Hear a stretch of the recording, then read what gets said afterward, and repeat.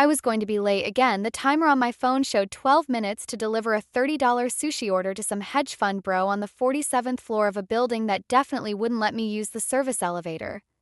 My rating had already dropped to 4.6 after last week's disaster involving a pothole, a puddle, and a white dress. One more late delivery, and I'd be looking for a new Gia. So when the light turned yellow, I didn't slow down. I pedaled harder, weaving between a taxi and a delivery truck, my messenger bag bouncing against my hip.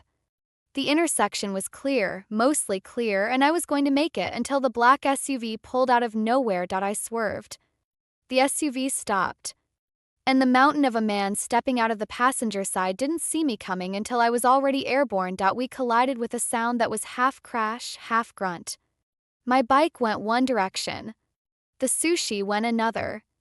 And I went directly into the chest of someone built like a refrigerator with anger management issues. We hit the pavement together. For a moment, everything was chaos. Limbs tangled with spokes, wasabi packets scattered across the sidewalk, my helmet cracked against concrete.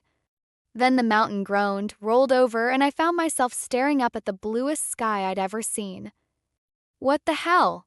The voice came from somewhere above me. Deep. Scented. Definitely not happy. I sat up too fast, my head spinning. I'm so sorry. The light was yellow, mostly yellow, and I didn't see. The words died in my throat because the mountain was now sitting up too, and he wasn't alone. 3 other men in dark suits had materialized from the SUV, all of them reaching inside their jackets in a way that suggested they weren't going for business cards, and stepping out of the back seat, with an expression of mild curiosity rather than fury, was the most beautiful man I'd ever seen. He was tall, not mountain tall, but tall enough, with dark wavy hair that looked like it had been styled by Italian angels and eyes the color of aged whiskey. His suit probably cost more than my entire wardrobe. His watch definitely cost more than my apartment, and he was smiling. Bruno. His voice was smooth, controlled, with just a hint of an accent I couldn't place. Are you alive? The mountain, Bruno apparently, groaned again. She came out of nowhere, boss. I noticed. The beautiful man crouched beside us, his amber eyes sweeping over the wreckage of my delivery. Sushi. Shame. It looks like it was good quality. It was a $30 order, I heard myself say. The guy wanted extra wasabi. He won't be getting it now. The man stood, extending a hand toward me. Can you walk? Yes. I think so. I took his hand, warm, strong, surprisingly gentle, and let him pull me to my feet. The world tilted slightly before stabilizing. I'm really sorry about your... Bruno. I'll pay for any medical bills. Well, I'll try to pay. I don't actually have money, but I can set up a payment plan. You hit my head of security with a bicycle and your first concern is payment plans? The man laughed, actually laughed, a sound that seemed to surprise even his own men. I can't remember the last time someone amused me this much. I'm glad my near-death experience is entertaining. Not yours. Bruno's. He glanced at the mountain, who was now being helped up by 2 of the suits. He's supposed to protect me from threats. Instead, he was taken down by a girl on a bicycle. That's going to be a story for years. I'm not a girl. I'm 25. My apologies. A woman on a bicycle. His eyes held mine with an intensity that made my skin prickle. What's your name, woman on a bicycle? Zoe. Zoe Chen. Zoe Chen. He repeated it like he was tasting the syllables. I'm Sebastian Moreno. And you just made my day very interesting. Something about the way he said it made my stomach flip. Not with fear, though maybe it should have been fear, but with something else. Something that felt suspiciously like excitement. Is that good or bad? That depends entirely on what happens next. He pulled out his phone, typing something quickly. My doctor will look at Bruno.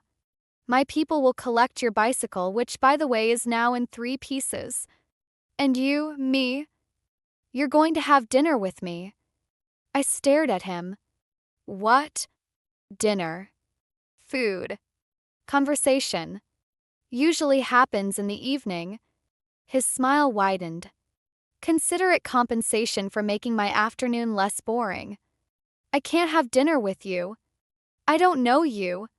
You could be a serial killer. I could be. But serial killers rarely announce their intentions in broad daylight surrounded by witnesses.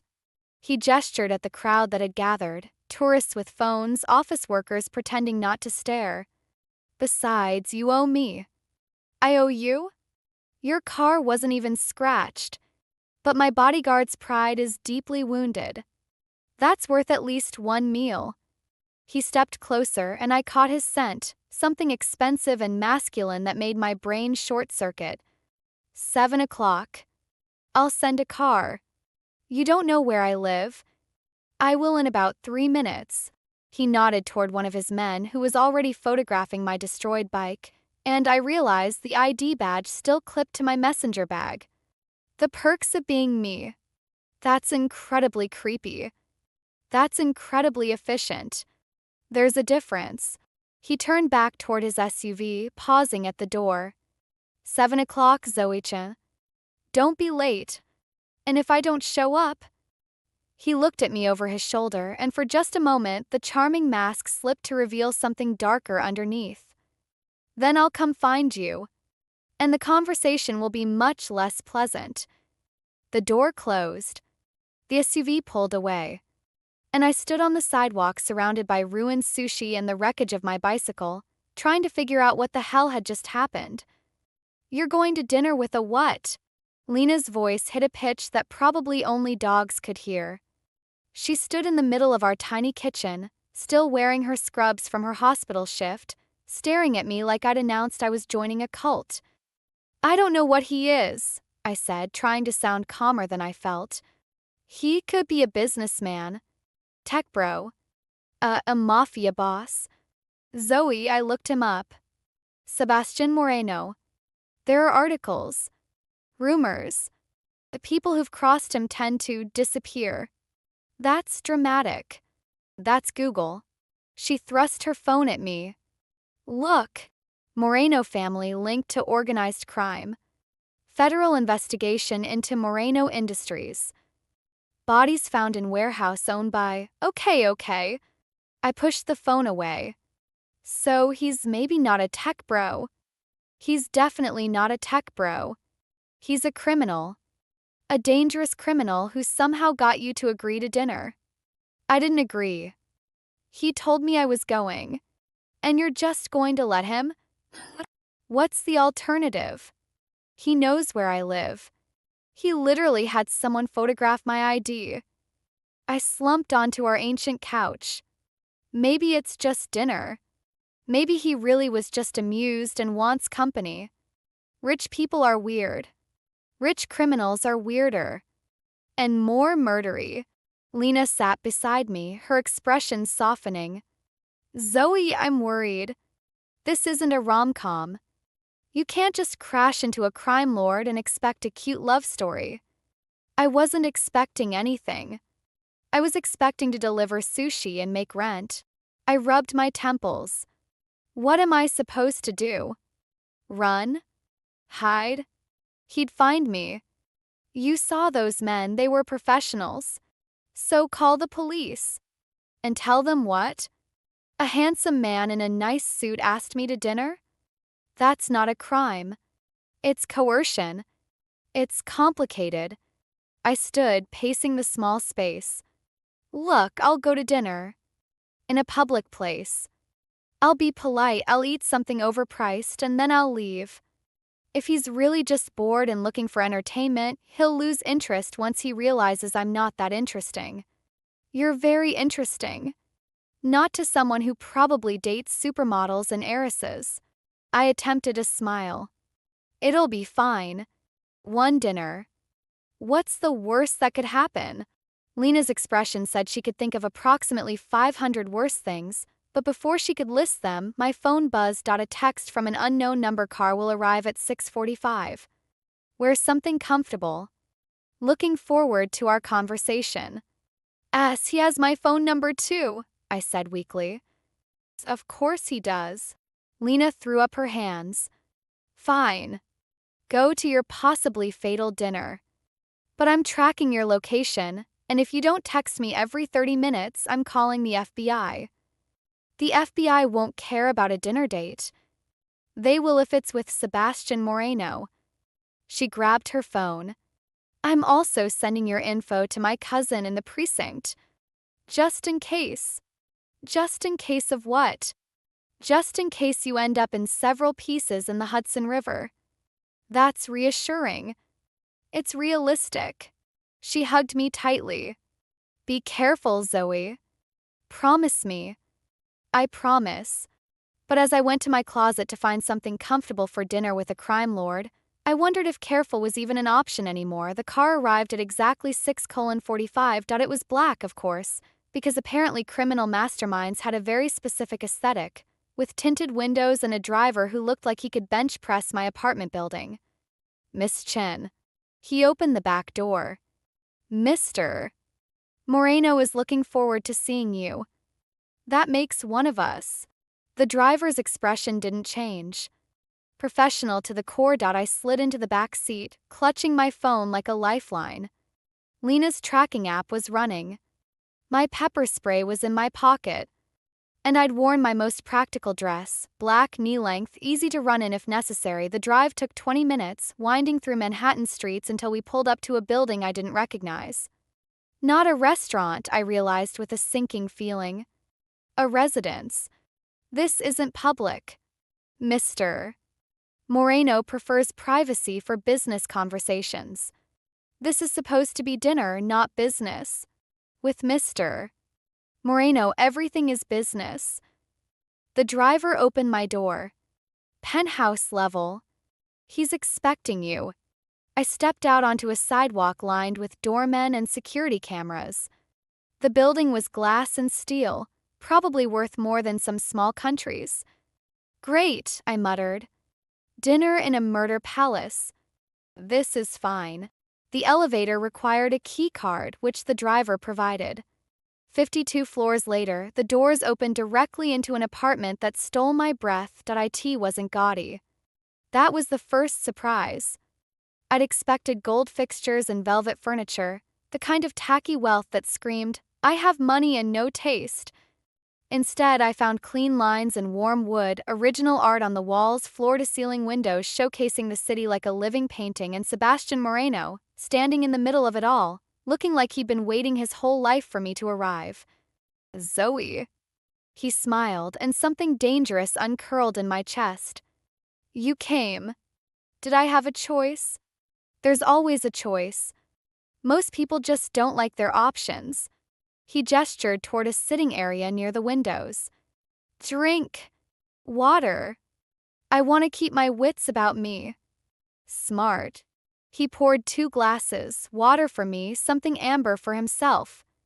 You're nervous. I'm having dinner with a stranger who may or may not be a crime lord. Nervous is an understatement. May or may not. He handed me my glass. You've done research. My roommate did. She's convinced you're going to murder me. And what do you think? I studied him. The relaxed posture, the easy smile, the eyes that missed nothing. I think if you wanted me dead, I'd already be dead. So either you're planning something worse, or you actually are just bored and looking for entertainment. Worse than death. There are lots of things worse than death. True. He sat across from me, crossing one leg over the other. But I'm not planning any of them. At least not for you. That's comforting. It should be. He sipped his drink. You interest me, Zoe Chen. That's rare. Most people are predictable. They see my money, my power, my reputation, and they react exactly as expected. Fear. Greed. Ambition. But you, I hate your bodyguard with a bicycle and worried about payment plans. Exactly. His smile widened. You didn't know who I was. Didn't care. You were just a woman trying to do her job, and when everything went sideways, your first instinct was responsibility. Not excuses. Not blame. Just how do I fix this? That's not interesting. That's basic decency. You'd be surprised how rare basic decency is in my world. He set down his glass. I want to offer you a job. I nearly choked on my water. A job. Bruno is going to be recovering for at least 2 weeks. Cracked rib. Possible concussion. He held up a hand before I could apologize. I'm not blaming you. I'm explaining. I need someone to fill his role temporarily. You want me to be your bodyguard? I weigh 120 pounds. Soaking wet. Not a bodyguard. A companion. Someone to accompany me to events, run errands, handle situations that require a lighter touch than Bruno provides.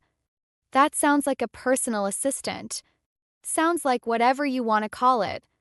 Pay is $2,000 a week plus expenses. 2 weeks minimum, longer if we both agree. He leaned forward. That's enough to pay off your student loans. I checked. You checked my financial records? I told you. I'm efficient. You're terrifying. I prefer thorough. He stood, moving toward the windows. I know what you're thinking. This is a trap. There's a catch. No one offers this kind of money without wanting something in return. And what do you want? He turned to face me, and for the first time, the charm faded to reveal something raw underneath. Honestly, I want someone who isn't afraid to tell me when I'm wrong. Someone who sees me as a person instead of a position. Someone who crashed into my life, literally, and reminded me that the world is full of surprises. His eyes held mine. I'm surrounded by people who say yes to everything. I'm offering you the chance to say no, to push back, to be real in a world that's suffocatingly fake. And if I refuse the job, then you finish your water, we have a pleasant dinner, and I never bother you again. Just like that. Just like that. I'm not a monster, Zoe. I'm just a man who's very good at getting what he wants. He smiled slightly. But I don't want someone who's forced to be here. That defeats the purpose. I sat in his penthouse, surrounded by wealth I couldn't comprehend, being offered a job by a man who was almost certainly a criminal. Every logical part of my brain screamed to refuse. To run. To go back to my tiny apartment and my failing delivery career and the safe, small life I'd built. But another part, the part that had dropped out of school and dreamed of galleries and refused to give up even when everything fell apart, that part whispered something different. When was the last time anything interesting happened to you? 2 weeks, I heard myself say. Then we renegotiate. Sebastian's smile was like sunrise over a battlefield, beautiful and dangerous in equal measure. Welcome to my world, Zoe-chan. My first day as a crime lord's companion started at 6 a.m. with a text coffee meeting. Be ready in 30. Cars downstairs. Sai stared at my phone, still half asleep, trying to process. 30 minutes. To shower, dress, and mentally prepare for whatever coffee meeting meant in Sebastian Marino's world. 29 minutes later, I was in the back of the black SUV, wearing the most professional outfit I owned, black pants, white blouse, sensible flats, and clutching a to-go cup of bodega coffee like a security blanket. Sebastian was already inside, looking like he'd been awake for hours. His suit was charcoal gray today, perfectly tailored, with a burgundy tie that brought out the amber in his eyes. You're punctual, he observed. I appreciate that. You gave me 30 minutes notice. And you made it with 1 minute to spare. He smiled. Most people would have complained. Made excuses. Asked for more time. Most people aren't being paid $2,000 a week to show up. Fair point. He gestured to a bag on the seat beside me. I took the liberty of providing breakfast. You seem like a woman who appreciates pastries. I opened the bag to find an assortment of croissants from a bakery I recognized, one of those places that charged $8 for a single pastry and had a line around the block. You bought me fancy croissants? I bought you fuel. Today is going to be long. What exactly are we doing? Meeting with potential business partners. I have 3 scheduled before noon. He pulled out his phone, scrolling through something. Your job is to observe. Take mental notes. Tell me afterward what you noticed. I'm not a spy. You're not. You're a fresh perspective. He looked up at me. I've been doing this for 10 years. I know every trick, every tell, every lie before it leaves their mouths. But sometimes I miss things, small details that don't fit my expectations because I've become too familiar with the game. And you think I'll catch what you miss? I think you see people differently. You're an artist, aren't you? Art history degree from NYU before you dropped out. You really did do your research. I told you. Thorough. He tucked his phone away. Artists notice things. Colors. Expressions. The way light falls on a face. I'm betting that translates to reading people too. That's a lot of faith to put in someone you met yesterday. I'm an excellent judge of character. His smile sharpened. Besides, if I'm wrong, I'm only out 2 weeks' salary. If I'm right, I gain a valuable asset. Asset. That's a romantic way to describe an employee. I never claimed to be romantic. Car pulled up to a glass-fronted building in Midtown, one of those corporate towers that screamed money and power. Sebastian stepped out first, buttoning his jacket with practiced ease. Remember, he said as I joined him on the sidewalk. Observe. Say nothing unless directly addressed. And try not to hit anyone with a bicycle. That was one time. It was memorable. He offered his arm. Shall we? I took it, trying to ignore the warmth that spread through me at the contact. This was a job. Just a job. Nothing more. The first meeting was with a tech CEO who smiled too much. Sebastian introduced me simply as my associate without further explanation. The CEO, Marcus something, I forgot his last name immediately, barely glanced at me. I was furniture. Background noise. Exactly what Sebastian wanted. They discussed server farms and data security and profit margins, none of which I understood. But I watched. And I noticed Marcus touched his ear when he talked about projected earnings. His smile widened when he mentioned competitors but didn't reach his eyes. And every few minutes, his gaze would flick to the door like he was expecting or dreading an interruption. Thoughts? Sebastian asked as we rode to the next meeting. He's lying about the earnings. Or at least exaggerating. And he's nervous about someone who might show up unexpectedly. Sebastian's eyebrows rose. What makes you say that? The ear thing. My brother does that when he's bullshitting our mom. And the door checking was consistent. Every 3 to 4 minutes. That's not casual, that's a pattern. Interesting. He pulled out his phone, typing something. Marcus has been trying to sell me on his company for months. I suspected the financials were inflated, but I couldn't prove it. So I helped. You gave me confirmation. That's valuable. He looked up at me with something like respect. What else did you notice? His watch was expensive but wrong for his suit. And his cufflinks had initials that weren't his. And I'm not MJ. Marcus Jensen. You're right. Sebastian's eyes gleamed. The watch and cufflinks were probably gifts. From someone he's trying to impress or appease. Someone whose name starts with M. A mistress? A mentor? Or a partner he hasn't disclosed. Sebastian smiled. You're good at this. I just notice things. That's exactly what I need. Someone who just notices things. He tucked his phone away. The next meeting is more important. A potential investor named Antonio Reyes. Old money. Conservative. He'll scrutinize everything, including you. Should I be worried? You should be yourself. That seems to work well enough. Antonio Reyes was everything Sebastian described, and worst, he was 70 if he was a day, with silver hair and cold blue eyes that evaluated me like I was livestock at auction. His handshake was deliberately crushing. His smile was condescension wrapped in politeness.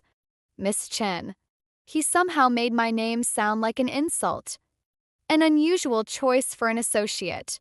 Mr. Moreno prefers unusual, I said before I could stop myself. Sebastian's lips twitched. Antonio's eyes narrowed. Indeed. The old man settled into his chair. Shall we discuss business, or are there more surprises? The meeting was tense. Antonio questioned everything: Sebastian's projections, his timeline, his judgment. It felt less like a negotiation and more like a test, though I couldn't figure out what was being tested until I noticed Antonio's assistant. She stood in the corner, silent and still, taking notes on a tablet. But her eyes weren't on the tablet. They were on Sebastian, watching him with an intensity that seemed personal, and Sebastian noticed too. I saw his gaze flick to her once, twice, a muscle tightening in his jaw. They knew each other.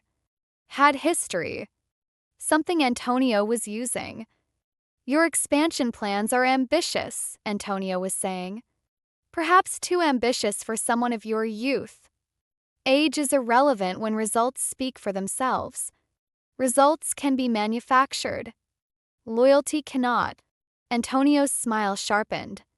I've heard rumors, Sebastian, about instability in your organization, about a former partner who feels wronged. Victor Torres is a bitter man with delusions of relevance. Victor Torres is a man with resources and grudges. A dangerous combination.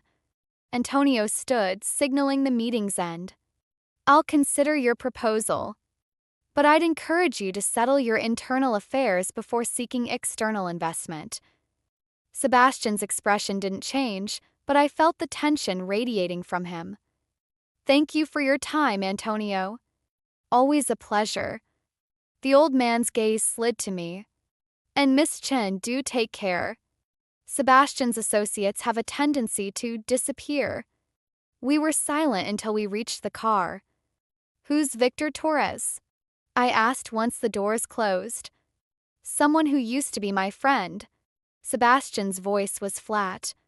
Now he's a problem. And the assistant? The one who couldn't stop staring at you. He turned to look at me, surprise flickering across his face. You noticed that? What? She was supposed to be taking notes. Instead, she was cataloging every move you made.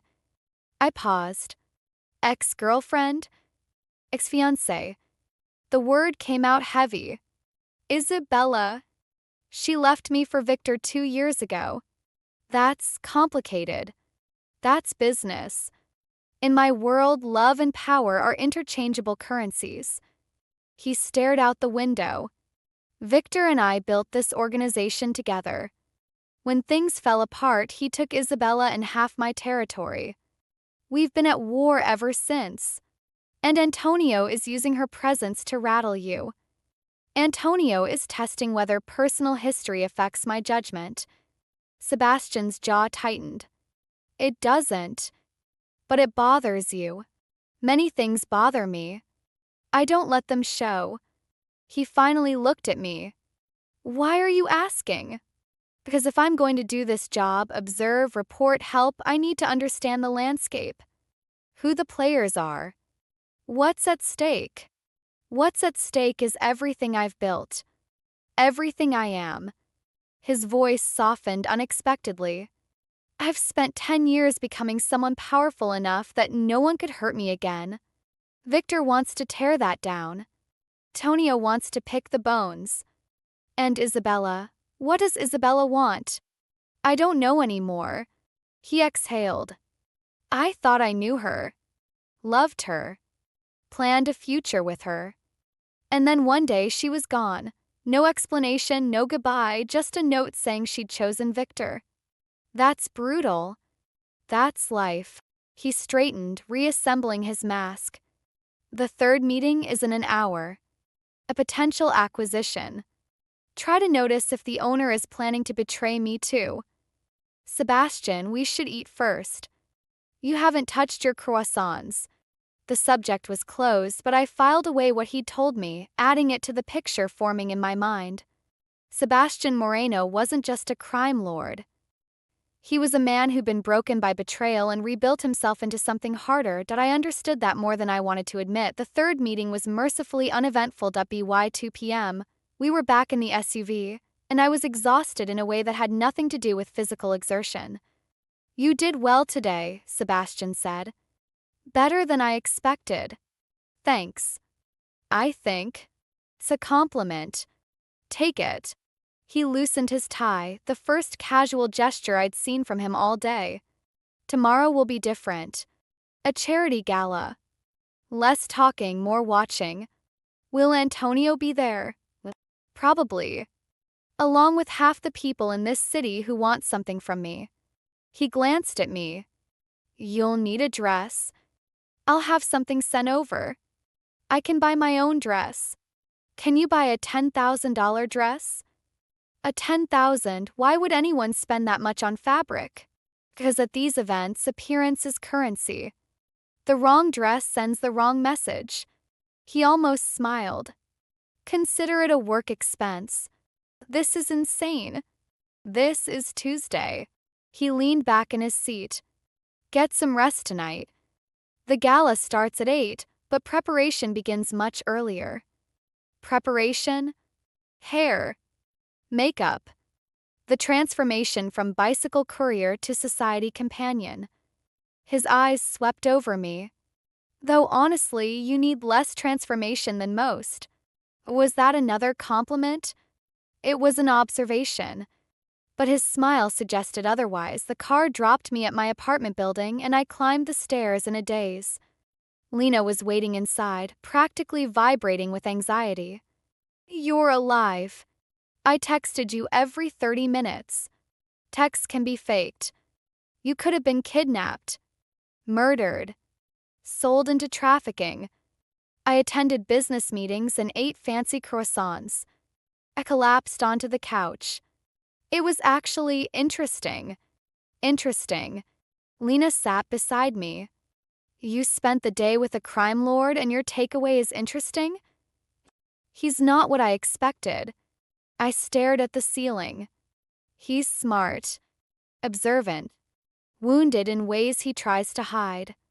And he's fighting a war with his former partner who stole his fiancée." That sounds like a soap opera. Sounds like my life now. For 2 weeks, at least. I turned to look at her. "There's a gala tomorrow. I need a dress. Apparently a $10,000 dress." $10,000? He's sending one over. Of course he is. Lena shook her head. "Zoe, be careful. Men like Sebastian Moreno don't do things without reasons. If he's investing this much in you, clothes, salary, attention, he wants something. He said he wants a fresh perspective. And you believed him?" "I believe he's telling part of the truth." I sat up. "Look, I know this is crazy. I know I should probably run. But for the first time in years, I feel like my life is going somewhere. Even if that somewhere is dangerous." Dangerous is an understatement. Maybe. But at least it's not boring. Lena sighed. "If you end up dead, I'm going to be so mad at you. If I end up dead, you can have my vintage record collection." "That's not funny." "It's a little funny." She threw a pillow at me, and for a moment everything felt normal, but as I lay in bed that night, I couldn't stop thinking about Sebastian's face when he talked about Isabella. Pain he tried to hide. The walls he built so high that I knew something about walls, and I was starting to wonder what would happen when mine met his. The dress arrived at noon. It came in a black garment bag with a designer logo I didn't recognize but suspected cost more than my monthly rent just to print. Inside was a gown of deep emerald silk that caught the light like liquid gemstones. "Holy shit," Lena breathed, watching me lift it from the bag. "That's not a dress. That's a work of art. It's terrifying is what it is." I held it against my body, watching the fabric flow like water. What if I spill something? Trip? Breathe wrong? Then you'll owe Sebastian Moreno a very expensive dry cleaning bill. She circled me, examining the dress from every angle. "It's perfect for you, though." The color, the cut, it's like it was made specifically for your body. Probably was. He seems like the type to have people measured without their knowledge. That's creepy. That's Sebastian. A knock at the door interrupted us. I opened it to find a woman with a sleek bob and an expression of professional neutrality. Miss Chen? I'm Valentina. Mr. Moreno sent me to assist with your preparation. Preparation? Hair, makeup, accessories. She stepped inside without waiting for an invitation, carrying 3 large cases. We have approximately 5 hours. That should be sufficient. Lena and I exchanged looks. Sufficient for what? I asked. Valentina's smile was patient. For transformation. 5 hours later, I didn't recognize myself. The woman in the mirror had my face, mostly, but everything else was different. My short black hair had been styled into something architectural and elegant, with tiny crystal pins catching the light. My makeup was subtle but strategic, enhancing cheekbones I didn't know I had and making my eyes look almost luminous, and the dress. God, the dress .it fit like a second skin, hugging curves and creating others, the emerald silk making my skin glow. A slit up one side revealed just enough leg to be interesting without being inappropriate. The neckline plunged in a way that was daring but somehow tasteful. You look beautiful, Lena said softly. I look like someone else. You look like the best version of yourself. She squeezed my hand. Sebastian Moreno isn't going to know what hit him. He's my employer. For now. Her smile was knowing. Text me every hour. And if anything feels wrong, I'll call you immediately. I hugged her carefully, trying not to disturb Valentina's work. Thank you for not talking me out of this. Would it have worked? Probably not. Then why waste the energy? She pushed me toward the door. Go. Be fabulous. Try not to crash into anyone important. Car was waiting downstairs, but this time Sebastian was inside. He looked up as I slid into the seat and something shifted in his expression. Not the calculated assessment I'd grown used to, something rawer. More vulnerable. You look. He trailed off, seeming to search for words. Extraordinary. Valentina is very good at her job. Valentina enhanced what was already there. His eyes held mine. I knew you were beautiful. I didn't realize you were stunning. Heat crept up my neck. That's very employer of you to say. Perhaps. But it's also true. He looked away first, a small victory that felt larger than it should. The gala tonight is hosted by the Castellano family. Old money, old influence. They're neutral in my conflict with Victor, which makes their event valuable territory. Neutral meaning they'd work with either of you? Neutral meaning they're waiting to see who wins before choosing sides. He adjusted his cufflinks. Your job tonight is the same as yesterday. Observe. Notice. But there's an additional complication. Victor will be there. Victor and Isabella both. His jaw tightened. I need you to watch them. Tell me who they speak to, how long, what expressions they make. Any detail could be significant. You want me to spy on your ex-fiancé? I want you to gather intelligence on my enemy. Isabella is part of that now. His voice was carefully flat. Can you do it? Yes. I paused. But Sebastian, if this is going to affect you seeing them together, it won't. Are you sure? Because yesterday, just talking about her, I said it won't. His eyes met mine, and I saw the walls slam into place. Whatever I felt for Isabella died the day she chose Victor. Tonight is business. Nothing more. I didn't believe him. But I also knew pushing wouldn't help. Okay. Business it is. The rest of the drive was silent. The Castellano estate was obscene, not just wealthy, obscene. The kind of mansion that belonged in period dramas, with marble columns and crystal chandeliers and gardens that probably employed more people than my entire apartment building. Luxury cars lined the circular drive. The women in gowns that cost more than my yearly salary drifted past like exotic birds, and I was about to walk in on Sebastian Moreno's arm. "Ready?" he asked as the car stopped.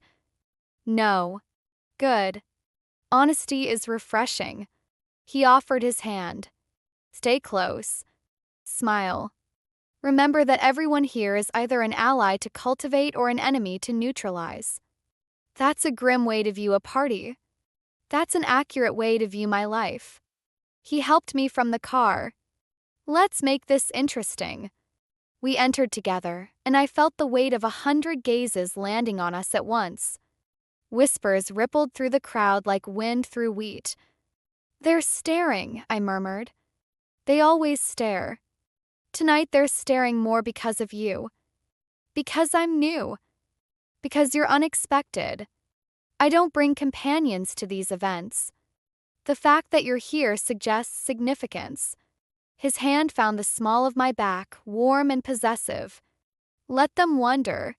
We moved through the crowd, and Sebastian introduced me to a parade of faces I struggled to keep straight. Politicians and businessmen. Socialites and power brokers. Each one evaluated me with varying degrees of interest or dismissal. I smiled. I observed. I filed away every nervous tick and meaningful glance, and then I saw them. Victor Torres was handsome in a way that felt practiced. Dark hair perfectly styled, suit impeccable, smile too white and too wide. He moved through the crowd with the confidence of a man who believed himself untouchable, and on his arm was Isabella. She was beautiful. Of course she was. Long dark hair cascading over bare shoulders. A dress of blood-red silk that clung to a figure most women would kill for. Features that belonged on magazine covers, but her eyes, when they found Sebastian, weren't triumphant or mocking, they were sad. "Don't stare," Sebastian said quietly. "I'm observing. That's my job." "You're staring at her like you're trying to solve a puzzle." "Maybe I am." I tore my gaze away. "She doesn't look happy." Isabella's happiness is no longer my concern. But it was once. That doesn't just disappear. His hand tightened on my back. "We should circulate. Antonio is here. I saw him near the bar." "Sebastian, later." His voice was firm. "Whatever you're thinking, whatever you've noticed, save it for later. Right now, I need to be someone who doesn't care." So I let him lead me away, playing the role of the attentive companion while my mind raced with questions. Why had Isabella looked sad? Why had her gaze lingered on Sebastian with something that looked almost like longing? And if she'd chosen Victor, why didn't she look like someone who'd gotten what she wanted? Something wasn't right. The confrontation came 2 hours later. We were near the terrace, engaged in a mind-numbing conversation with a shipping magnate, when Victor Torres appeared at Sebastian's shoulder. "Sebastian." His voice was oil and venom. "It's been too long." Sebastian turned slowly, his expression revealing nothing. "Victor." "I'd say it's good to see you, but we both know I'd be lying." "Honesty. How refreshing." Victor's gaze slid to me, evaluating. "And who is this lovely creature?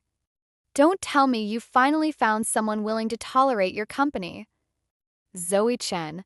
Sebastian's voice was ice. "My associate." "Associate? Is that what we're calling it now?" Victor stepped closer to me, and I forced myself not to flinch.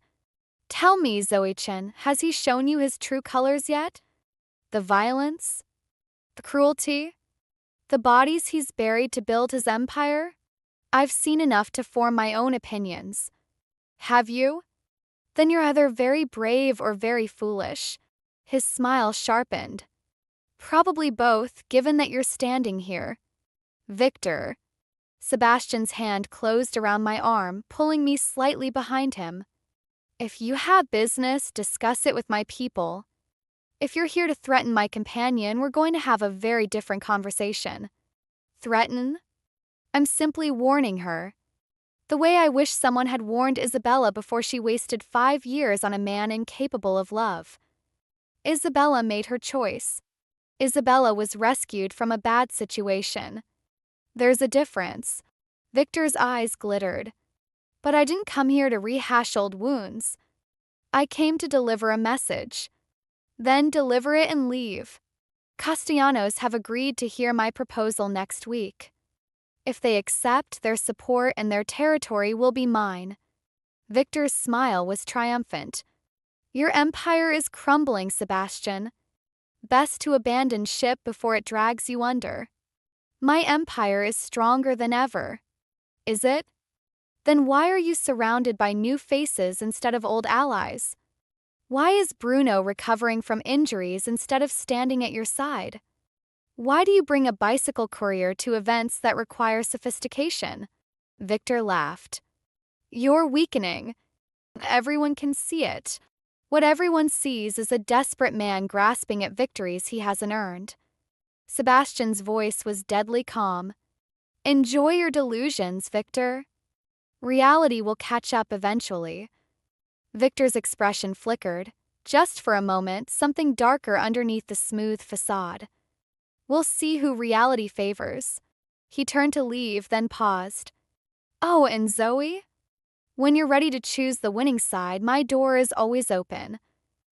He disappeared into the crowd, leaving tension crackling in the air. I'm sorry, Sebastian said quietly. That was informative. I turned to face him. He's scared. What? Victor. He's scared. I kept my voice low. All that posturing, the threats, the triumph about the Castellanos, it's overcompensation. Something's wrong with his position and he's trying to hide it. Sebastian studied me. What makes you say that? His hands. He was gripping his glass so tight his knuckles were white. And his eyes kept moving, checking exits, scanning for threats. That's not the behavior of someone who's winning. You noticed all that during a 2-minute conversation? Observing is my job, remember? I managed a small smile. Whatever he's planning with the Castellanos, it's a Hail Mary, not a victory lap. Sebastian was quiet for a long moment. You continue to surprise me, Zoe-Chen. Is that good or bad? He paused, something shifting in his expression. It's exactly what I needed. Before I could respond, another voice cut through the moment. Sebastian. We both turned. Isabella stood a few feet away, alone, her expression a complicated mixture of emotions I couldn't read. Isabella. Sebastian's voice was carefully neutral. Shouldn't you be with Victor? Victor is busy.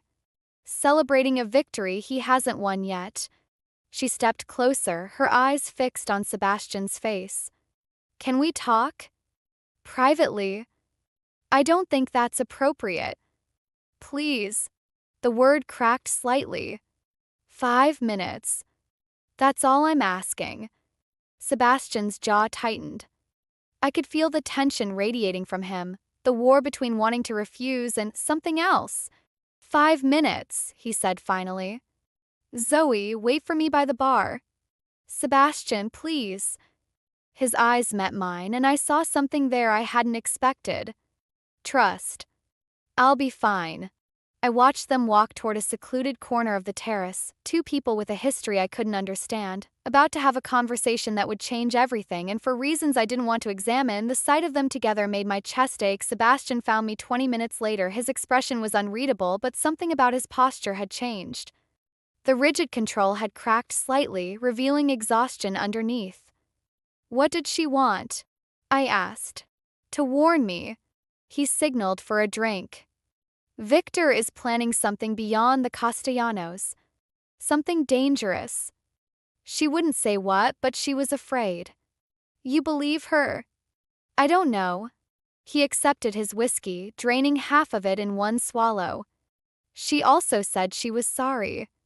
For leaving. For the way she left. Did that help? It complicated things. He stared into his glass. I spent 2 years hating her, convincing myself she was the villain. And now you're not sure. Now I'm not sure of anything. He looked at me. Can we leave? I've had enough performance for one night. Of course. We left the gala together, and the car ride home was silent, but when we reached my building, Sebastian stopped me before I could open the door. "Thank you," he said quietly. "For tonight. For observing. For being someone I could trust in a room full of people I couldn't. That's what you're paying me for. I'm paying you to be an associate. What you've become is something else." His eyes held mine. Something I didn't expect and don't entirely understand. "Sebastian, good night, Zoe." He pulled back, reconstructing his walls. "Tomorrow we'll discuss what Isabella told me and figure out what Victor is planning." He was gone before I could respond, but as I climbed the stairs to my apartment, I couldn't shake the feeling that tonight had changed something between us, something that had nothing to do with business. The next 3 days were chaos. Sebastian threw himself into damage control. Meetings at all hours, phone calls in languages I didn't speak, a constant parade of advisors and lieutenants through his penthouse. I stayed close, observing and reporting, becoming an invisible fixture in his war room. "Castellanos are wavering," Enzo reported on day 2. Bruno was still recovering, so Enzo had stepped into his role. "Victor's offer includes territory we can't match. Then we offer something else." Sebastian paced the length of his study. "What do they want that Victor can't give?" "Legitimacy.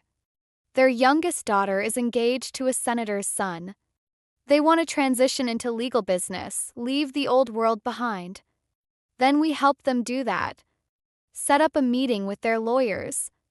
Tell them I can provide clean investment opportunities, real estate, tech startups, things that won't attract federal attention." I watched him work, marveling at how quickly his mind moved. Every problem had a solution. Every obstacle had a path around it. He was exhausting and brilliant in equal measure. "You should sleep," I said during a rare quiet moment. "I'll sleep when this is over. You'll collapse before this is over if you keep going like this." I set a cup of coffee on his desk. "When was the last time you ate something that wasn't delivered in a bag?" He looked up at me, surprise flickering across his face. "I don't remember." That's what I thought.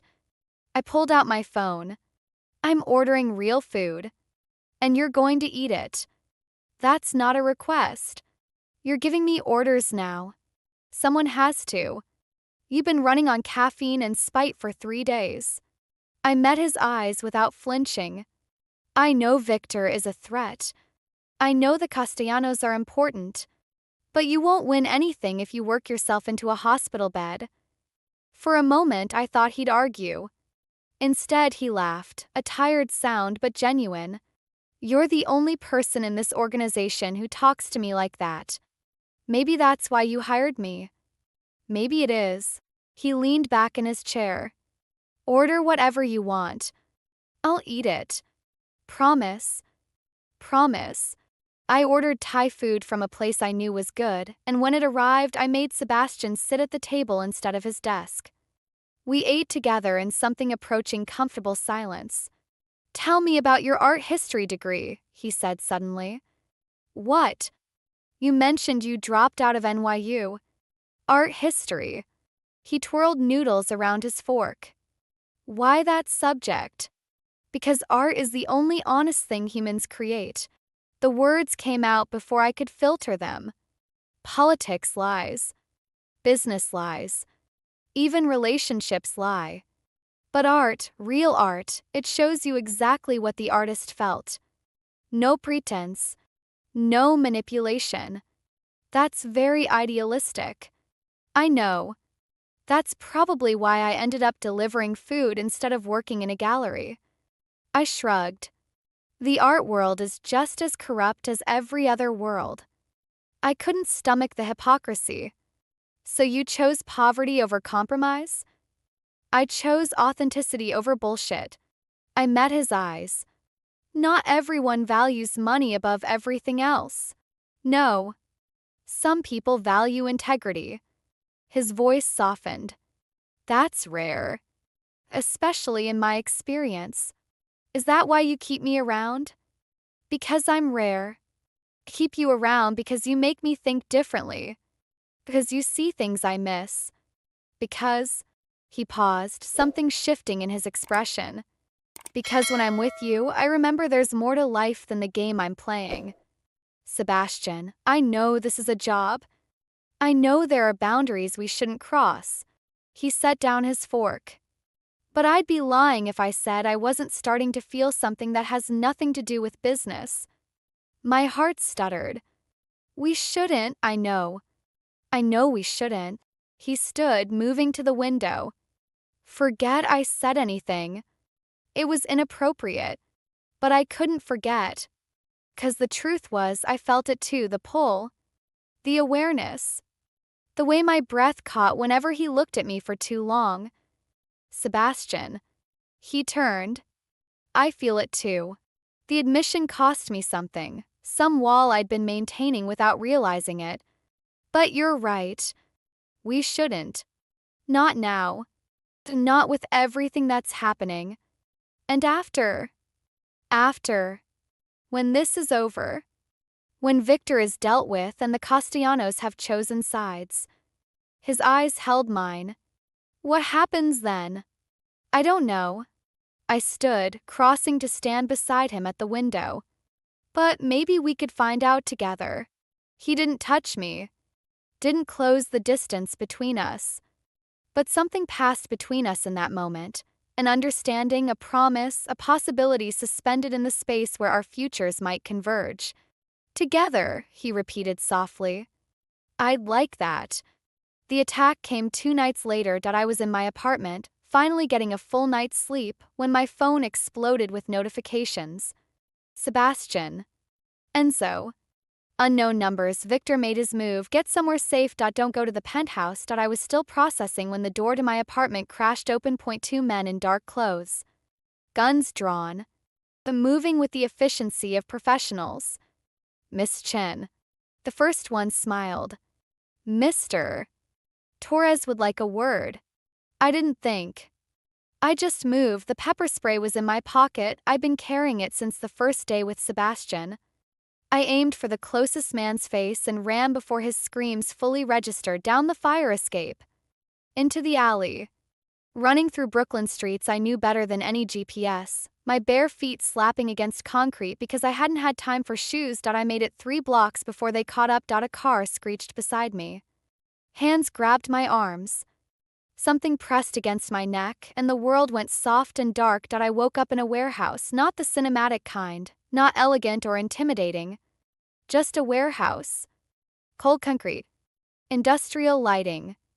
The smell of rust and old water, and Victor Torres, sitting across from me like we were about to have a pleasant conversation. Miss Chen. His smile was reptilian. I apologize for the rough handling. My men can be overzealous. Where am I? Somewhere Sebastian won't find you. At least not in time. Crossed his legs, the picture of casual menace. You become something of a problem, you know. A variable I didn't anticipate. I'm nobody. I deliver food on a bicycle. You were nobody. Then you crashed into Bruno, charmed Sebastian, and started whispering observations that have cost me 3 deals in the past week. His expression hardened. You see things. Important things. And you give that information to my enemy. I'm just doing my job. Your job is making my life difficult. So I'm going to use you to make Sebastian's life more difficult. He stood, circling my chair. Here's what's going to happen. I'm going to call Sebastian. Tell him I have you. And then we're going to negotiate. He won't negotiate. You know that. Everyone negotiates when the stakes are high enough. Victor crouched beside me, his face inches from mine. The question is what Sebastian values more, his empire or his new toy? I'm not his toy. No? Then what are you? His eyes searched my face. I've known Sebastian for 15 years. He doesn't form attachments. Doesn't let people close. And yet here you are in his penthouse at his side in his confidence after barely 2 weeks. He laughed softly.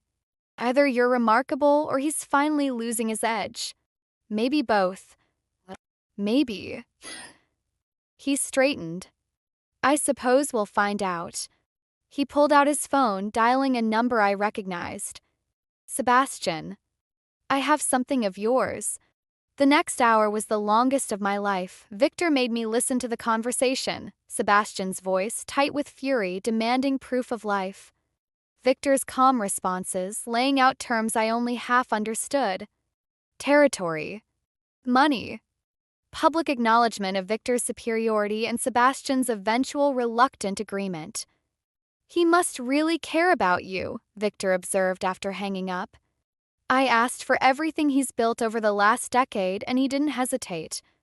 He's buying time, obviously. But he still agreed. That tells me something. Victor studied me with new interest. What is it about you, Zoicha? What makes you worth an empire? Nothing. I'm not worth anything. Sebastian disagrees. And Sebastian is very good at knowing value. He smiled. Maybe I should keep you. See what all the fuss is about. Touch me and I'll bite off whatever you put near my mouth. Victor laughed, a genuine sound that was somehow worse than his threats. I see why he likes you. Fire. Ferret. Most people in your position would be begging by now. Most people in my position haven't spent 2 weeks watching Sebastian Moreno navigate impossible situations. I met his eyes without flinching. He'll come for me. And when he does, you're going to regret ever hearing my name. Brave words for a captive. True words. There's a difference. Something flickered in Victor's expression, doubt maybe or reassessment. Before he could respond, one of his men burst through a door. Sir, we have a problem. What kind of problem? Castellanos. They've made their decision. The man looked shaken. They chose Moreno. Victor's face went pale. That's impossible. We had an agreement. Apparently they received new information. Something about your business practices that made them uncomfortable. Victor spun to look at me. You. His voice was ice. What did you tell them? I didn't tell them anything. I've been a little busy being kidnapped. Then how? He stopped, realization dawning. Isabella. What? Isabella was at the gala. She talked to Sebastian privately. Victor's hands clenched into fists. She warned him. Gave him something to use against me. Your own girlfriend sabotaged you. She's not, he caught himself, composing his features. It doesn't matter. Castellanos are one family. I have others. Do you? Because from what I observed, your entire strategy hinged on that alliance. I smiled sweetly. Maybe you should have spent less time kidnapping couriers and more time securing your base. Victor moved toward me, violence in every line of his body. You think this is funny? You think? An explosion shook the building, the lights flickered. Dust rained from the ceiling. Victor's men scrambled for weapons as another explosion, closer this time, sent cracks spiderwebbing across the walls. What the hell? Victor started. The door blew inward. Sebastian stepped through the smoke like an avenging angel, flanked by men I recognized from his penthouse. His expression was carved from ice, his eyes burning with a fury I'd never seen. Victor. His voice was death itself. We need to talk. Victor raised his gun. Sebastian didn't flinch. You can shoot me. But my people have this building surrounded. You'll be dead before my body hits the floor. Sebastian moved forward. Let her go. Now. Or what? Or I stop pretending to be civilized. The tension stretched like a wire about to snap, then Victor laughed, a broken sound, and lowered his weapon. Take her. Take everything. His voice was hollow. It's over anyway. Castellanos. Isabella. Everything I built. He looked at Sebastian with something almost like respect. You won.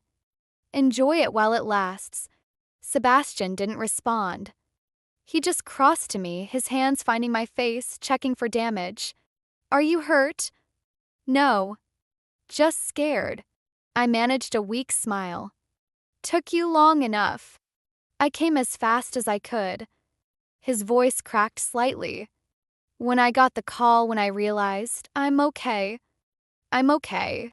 I gripped his wrists. Get me out of here. He pulled me to my feet, wrapping his arm around me protectively. Enzo, secure Victor. The authorities will want to speak with him about several outstanding matters. Sebastian's eyes never left mine. And someone get Zoe a blanket. She's freezing. We walked out of that warehouse together, leaving Victor's broken empire behind, and as the night air hit my face, I realized something. I'd fallen for Sebastian Moreno completely. Irreversibly. Against all reason, and from the way he held me, like I was the only thing that mattered, I was pretty sure he'd fallen too. Sebastian took me to his penthouse, not to my apartment, not to a hospital, not to any of the logical places a rescued kidnapping victim should go. His penthouse. His home. You should be with your roommate, he said as we rode the elevator up. With someone who can take care of you. Then why are we here? Because I can't let you out of my sight right now. His jaw was tight, his hands still trembling slightly. I know that's irrational. I know Victor is in custody. I know you're safe. But, Sebastian. I reached for his hand, threading my fingers through his. I want to be here. He looked at me, something raw and vulnerable in his expression. You almost died because of me. I almost died because of Victor. There's a difference. If I hadn't hired you, if I hadn't dragged you into my world, then I'd still be delivering sushi for tips that barely cover my subway fare. I squeezed his hand. I chose this. I chose to stay. And if I had to choose again, knowing everything, I'd make the same decision. Why? 'Cause for the first time in years, I feel alive. Because you see me, really see me, in a way no one else ever has. I stepped closer. Because when Victor had me, the only thing that kept me from falling apart was knowing you'd come. I would have burned the city down to find you. I know. I smiled slightly. That's terrifying and romantic in equal measure. The elevator doors opened, and Sebastian led me into his apartment. It looked different at night, softer somehow. Less like a fortress and more like a home. You need rest, he said.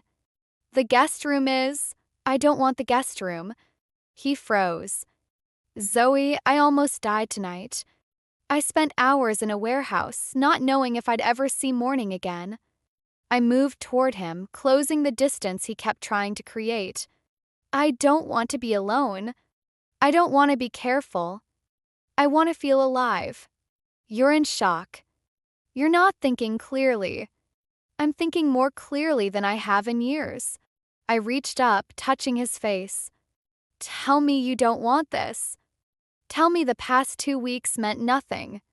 Tell me to leave, and I will. He was silent for a long moment, then his hands found my waist, pulling me against him with desperate strength. I can't tell you any of those things. His voice was rough. I've been trying to maintain boundaries. Trying to be professional. But the moment Victor called, the moment I heard your voice, every wall I've built came crashing down. Then stop building them. He kissed me, not soft or questioning, fierce. Desperate. The kiss of a man who'd almost lost everything and was finally allowing himself to claim what he wanted. I kissed him back with equal intensity, my fingers tangling in his hair, my body pressed against his like we could eliminate every bit of space between us. Zoe. My name was a prayer on his lips. Are you sure? I've never been more sure of anything. He lifted me easily, carrying me toward a room I'd never seen. His bedroom, and everything else faded away. I woke up in silk sheets that I was starting to recognize, but this time there was no confusion. No fear. Just warmth and the steady rhythm of Sebastian's heartbeat beneath my cheek. You're thinking too loud. His voice was rough with sleep. I can feel it. I'm trying to figure out what this means. What does what mean? Us. This. I lifted my head to look at him. The job was supposed to be 2 weeks. It's been 12 days. What happens when the time is up? What do you want to happen? I asked first. He smiled, a real smile, unguarded in a way I'd rarely seen.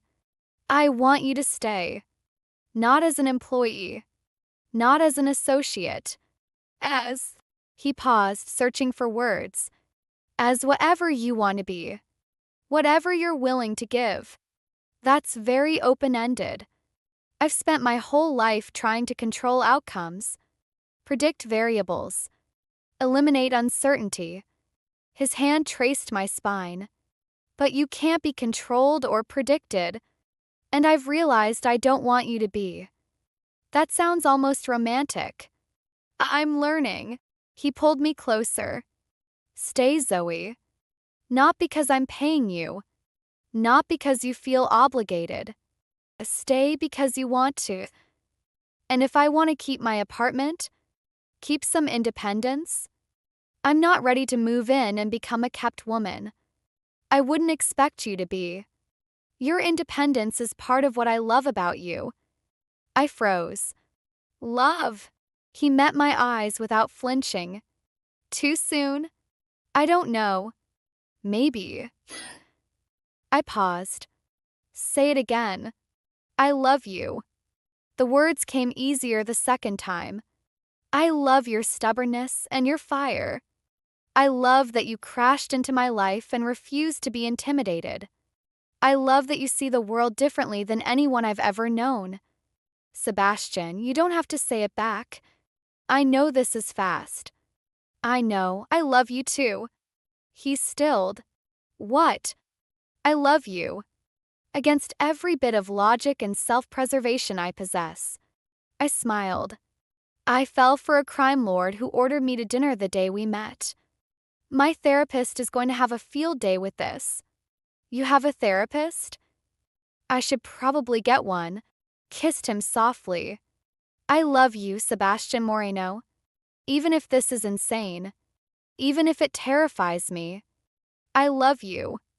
His smile was like sunrise. The next week was a strange kind of paradise. Victor was in federal custody, facing charges that would keep him imprisoned for decades. Castellanos had formally allied with Sebastian. And slowly, the chaos of the past days settled into something approaching normalcy. Or what passed for normal in Sebastian Moreno's world. I want you to meet someone, he said one morning over breakfast. Who? My mother. I nearly choked on my coffee. Your mother? Rosa Moreno. She lives in Queens. Retired. Thinks I'm an import-export. He smiled slightly. She's been asking about you. How does she know about me? Enzo mentioned something. And then the news covered Victor's arrest, and there were photos of us leaving the building together. He shrugged. She has questions. What kind of questions? The kind a mother asks when her son is photographed with a beautiful woman he's never mentioned. His hand found mine. You don't have to come. I know it soon. But she's important to me, and you're important to me, and eventually those two facts will need to coexist. I thought about it. The meeting his mother. Becoming part of his life in a way that was more than crisis management and midnight rescues. Okay. Okay, I'll meet your mother. I squeezed his hand. But if she hates me, I'm blaming you. She won't hate you. She's going to love you. How can you be sure? 'Cause I love you. And my mother has always trusted my judgment. He grinned. Well, about most things. She still thinks my investment in cryptocurrency was foolish. It probably was. Definitely was. But that's not the point. Rosa Moreno was nothing like I expected. I'd imagined someone formidable, a matriarch with a steely gaze who'd built her son into the man he became. Instead, I found a small woman with warm eyes and silver-streaked hair, wearing an apron covered in flour. Sebastian. She pulled him into a hug that he accepted with surprising tenderness. You never visit. You call once a week like clockwork, but you never visit. I'm here now, Mama. Only because you want something. But her smile was fond. And this must be Zoe. It's nice to meet you, Mrs. Moreno. Rosa. Mrs. Moreno makes me sound old. She took my hands, examining my face with an intensity that reminded me of her son. You're prettier than the photos. Skinnier, too. Don't they feed you? Mama, I'm making empanadas. You'll stay for lunch. Both of you. It wasn't a question. The next 3 hours were surreal in the best way. Rosa Marino's kitchen was chaos. Pots bubbling, spices flying, music playing from an ancient radio. She put me to work immediately, teaching me to fold empanadas while interrogating me about my life with the subtlety of a bulldozer. Art history? That's lovely. Why did you stop? Money mostly. Student loans are a crime. Education should be free. In my country, it was affordable. Here, you have to sell your soul. She patted my hand. But you're smart. I can tell. Sebastian only surrounds himself with smart people. Mama, you're going to scare her. I'm going to know her. There's a difference. Rosa turned to me. He thinks I don't know what he does. That import-export is a good cover story. I froze. You know. I'm old, not stupid. I know my son is not a simple businessman. Her voice softened. But I also know he's a good man. Complicated, yes. Sometimes too hard. But good underneath. She met my eyes. You see it too. That's why you stayed. I see someone who's trying. Someone who wants to be better than he thinks he can be. That's all any of us can do. Rosa smiled. You'll be good for him. I can tell. You won't let him hide behind his walls. I'll try not to. Don't try. Do. She pressed an empanada into my hands. Now eat. You're too skinny to try anything. Sebastian caught my eye across the kitchen. His expression a mixture of embarrassment and something deeper, gratitude maybe that I was here. That I'd chosen to be part of this. I smiled back, and for the first time in years I felt like I belonged somewhere. The drive back to Manhattan was quiet but comfortable. She likes you, Sebastian said. She told me I was too skinny and my hair needed conditioning. That's how she shows affection. He took my hand. Thank you for coming. I know it was a lot. It was perfect. I turned to look at him. I understand you better now. Seeing where you came from. Who raised you? My mother raised me to be better than the world I grew up in. Sometimes I succeed. Sometimes I don't. You're succeeding now. Because of you. He lifted my hand to his lips. You make me want to be the man she believes I am. That's a lot of pressure to put on a bicycle courier. Former bicycle courier. He smiled. Now you're something else entirely.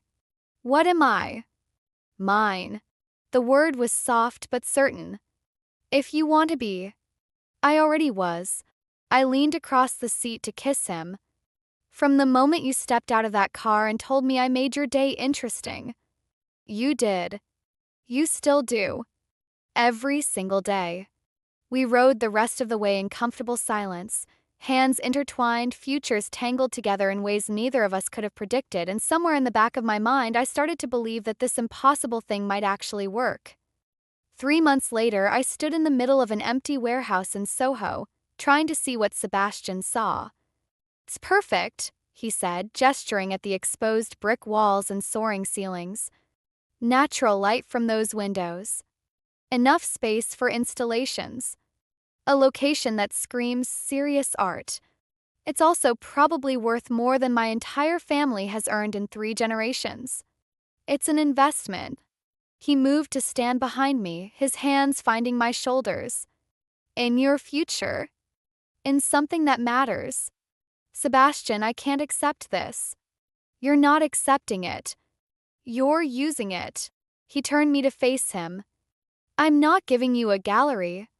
I'm funding a business. One that you'll run, that will bear your name, that will succeed or fail based on your vision. What if it fails? Then we learn from it and try again. That's what business is. His eyes held mine. You spent years dreaming about this. About creating a space where real art could be seen and celebrated. I'm just giving you the opportunity to make it happen. It feels like charity. It feels like love. Cupped my face. I have more money than I could spend in 10 lifetimes. Let me use some of it to make you happy. I looked around the space again, the potential, the possibility, everything I'd wanted since I was 19 years old and believed the world could be changed through beauty. I want full creative control. Obviously. And I want to pay you back. Eventually. When the gallery is profitable. That makes you feel better, fine. We'll call it a loan. A loan with very favorable terms. The most favorable terms in history. He smiled. Is that a yes? I took a deep breath. This was terrifying. This was everything I dreamed of being handed to me on a silver platter by a man who'd crashed into my life 3 months ago, but it was also right. I could feel it in my bones. Yes, I said. That's a yes. Sebastian's smile was brighter than all the natural light in the warehouse. The gallery opened 6 months later. I called it Collision, a name that made Sebastian laugh every time he heard it. Because I crashed into your life, he asked. 'Cause the best art happens when unexpected things collide. Ideas, emotions, people. I adjusted a painting on the wall. And yes, because I crashed into your life. Or Bruno specifically. He's never going to live that down. He brought it up at the Christmas party. I think he's made peace with it. The opening night was everything I dreamed and more. Artists I'd admired for years.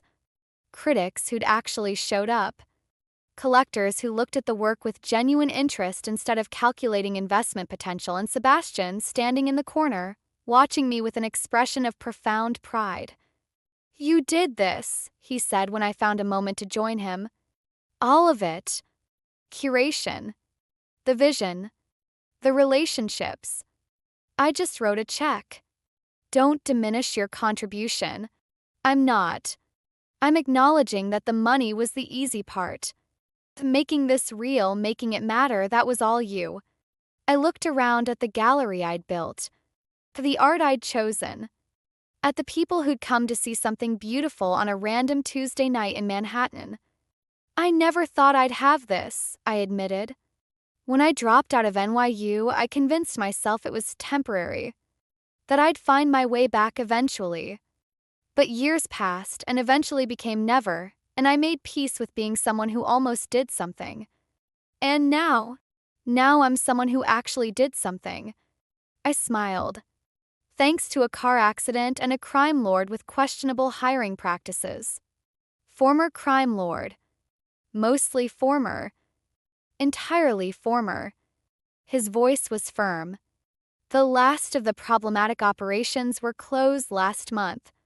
Everything is legitimate now. Boring, even. You're never boring. Tell that to my accountants. They're thrilled by how tedious my finances have become. I laughed, leaning into him. Thank you. For believing in this. In me. I've believed in you since you demanded a payment plan for Bruno's injuries. He pressed a kiss to my forehead. That never changed. It never will. Isabella came to the gallery 2 weeks after opening. I recognized her immediately. You don't forget a woman that beautiful, especially when she's tied to some of the most complicated moments of your life. But she looked different than I remembered. Softer. Less polished in a way that seemed intentional. Miss Chen. She approached hesitantly. I hope I'm not intruding. It's a public gallery. Everyone's welcome. Even former enemies? Were we enemies? I studied her. I'm not sure we were ever anything, really. You were part of Sebastian's past. I was trying to become part of his present, and you succeeded. There was no bitterness in her voice. He's different now. I see it in the papers, the parties, the way he carries himself. He's lighter. He's working on it. Because of you. She smiled slightly. I wanted to hate you, you know. When I first heard about you. Some random girl who crashed into his life and made him feel things I never could. I don't think that's true. It is. She moved closer to one of the paintings. I loved Sebastian. Really loved him. But I also loved what he represented, the power, the danger, the excitement. When Victor offered something similar without the emotional complications, I took it. And now Victor is in prison. My family's reputation is destroyed. And I'm starting over in a city where everyone knows my worst mistakes. She laughed softly. Karma is very thorough. What are you doing now? Working, actually. For a non-profit that helps domestic violence survivors.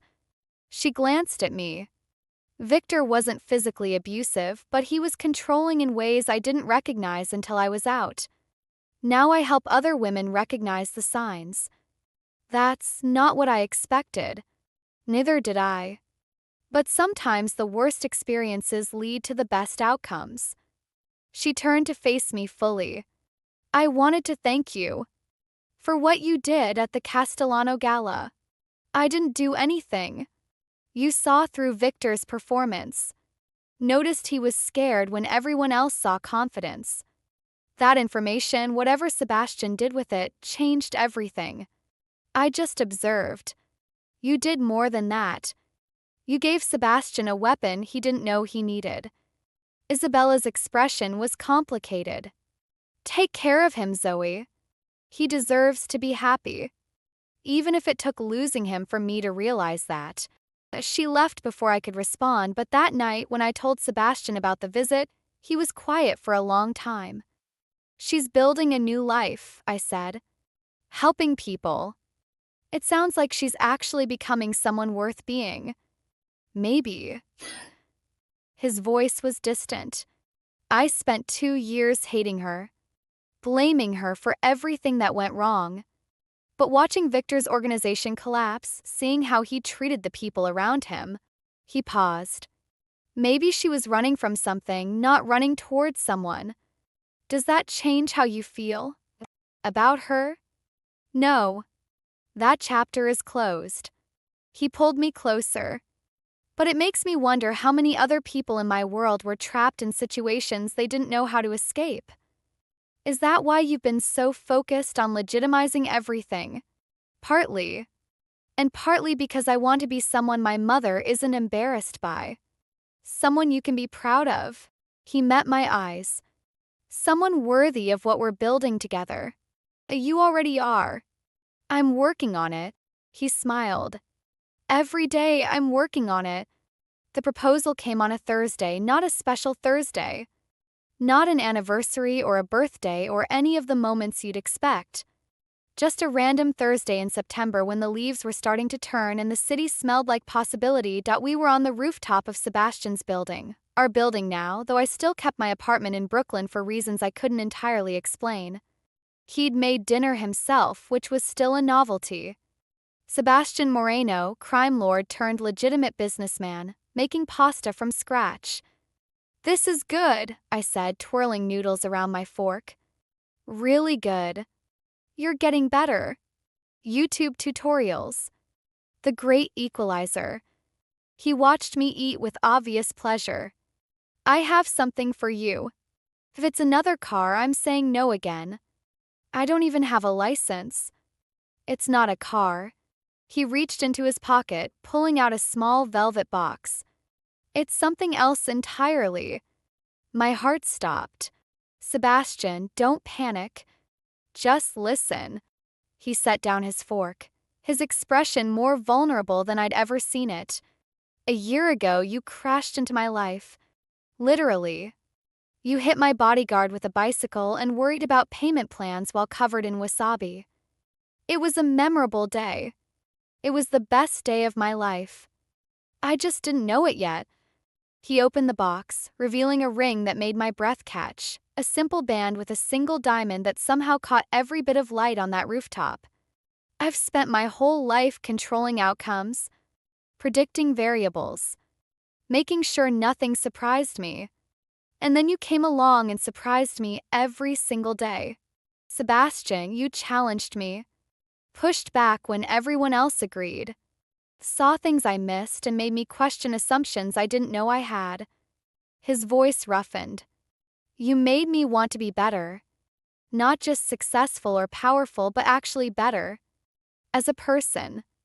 As a man. You were already good. I was surviving. There's a difference. He took my hand. With you, I'm living. For the first time in my life, I'm actually living. And I don't ever want to go back to the way things were before. He slid from his chair to one knee. Zoe-chan. Bicycle courier. Art lover. Gallery owner. The most unexpected thing that ever happened to me. His eyes held mine. Will you marry me? I looked at him, this impossible man who'd transformed my life in ways I couldn't have imagined. Who'd seen potential in a random accident and turned it into something extraordinary, who loved me without conditions or limits or any of the boundaries I'd expected. Yes. The word came out as a whisper. Yes. Yes, I'll marry you. I was crying now, tears streaming down my face. You impossible, wonderful, occasionally terrifying man. Yes. He slid the ring onto my finger and it fit perfectly. Course it did. Sebastian Moreno didn't do anything by half measures, then he was kissing me, lifting me from my chair, spinning me around on that rooftop while the city glittered below us like a promise. I love you, he said between kisses. I love you so much it scares me. Good. Be scared. I laughed through my tears. I'm terrified every single day. It's only fair. Together, then. Terrified together. That's all I've ever wanted. We married in the spring, not at a grand venue or an exclusive church, but at Rose's house in Queens. In her backyard, surrounded by flowers she'd planted herself and food she'd spent a week preparing, the guest list was small. Lena, who'd finally stopped threatening to call the FBI every time I mentioned Sebastian. Bruno, fully recovered and serving as best man despite the bicycle incident that had started it all. Enzo and a handful of others from Sebastian's organization who'd become something like family, and Rosa, crying happy tears from the front row as her son promised to love me for the rest of his life. You're sure about this? Sebastian asked as we waited for the ceremony to begin. It's not too late to run. Run where? You'd find me. I would. But I'd let you go if you wanted. His expression was serious. I want you to choose this. Every day. Not because you're trapped, but because you want to be here. I do want to be here. I took his hands. I've wanted to be here since the day you told me I made your day interesting. I just didn't know it yet. And now I know. I smiled. Now I choose you. Today and every day after. The ceremony was simple. Traditional vows spoken with voices that trembled despite our best efforts. When the officiant pronounced us married, Sebastian kissed me like we were the only two people in the world, and in that moment we were 2 years later. I stood in my gallery, watching a new exhibition come together. The artists were young, students I'd discovered through a program I'd started with Isabella's nonprofit. Kids who'd never had access to the art world, given a chance to show their work to people who could change their lives. Mama says dinner is at 7. Sebastian appeared beside me, our daughter balanced on his hip. Luna was 18 months old, with her father's amber eyes and my stubborn chin. She's making empanadas. She's always making empanadas. It's her love language. Kissed my cheek. The exhibition looks amazing. You should be proud. I am. I looked around at everything we'd built. the gallery, the programs, the life that had grown from such an unlikely beginning. I still can't believe this is real sometimes. Real and getting more chaotic by the day. Luna chose that moment to grab a fistful of his hair. Case in point, she has your personality. She has your aim. Yesterday she threw applesauce directly into Bruno's face. That's my girl. Sebastian laughed, and the sound still did things to my heart even after all this time. Some feelings didn't fade. Some just grew stronger. I have a meeting at 5, he said. The foundation board wants to discuss next year's scholarships. Apparently, we have more applications than ever. Because you're actually making a difference. We're making a difference. None of this happens without you. Flatterer. Truth teller. He kissed Luna's forehead, then mine. I'll see you at dinner. Try not to acquire any more artists while I'm gone. No promises. He left, and I watched him go, this man who'd transformed from crime lord to philanthropist, from guarded survivor to devoted father. Who'd crashed into my life as surely as I'd crashed into his, and somehow turned the collision into something beautiful. Then my phone buzzed. A text from Lena. Still can't believe you married a mafia boss. Former mafia boss. Details. Dinner next week. Always. I tucked my phone away and returned to the exhibition.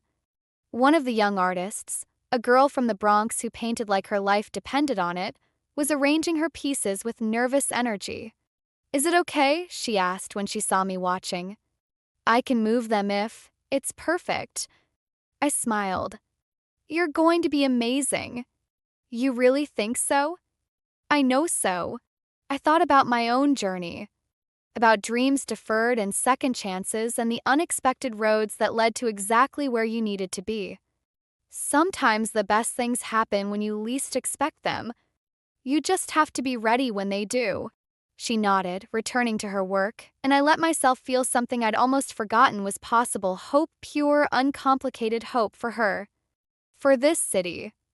For all the collisions waiting to happen, the accidents that would become opportunities, the strangers who would become family, the ordinary moments that would become extraordinary stories. My story had started with a bicycle, a bodyguard, and the worst timing imaginable. The tea had become the best thing that ever happened to me, and as I stood in my gallery, surrounded by art and possibility and a future I'd never dared to imagine, I finally understood something Sebastian had told me on that very first day. Sometimes the most interesting things happen when you're not looking for them. You just have to be brave enough to let them. Thank you so much for joining.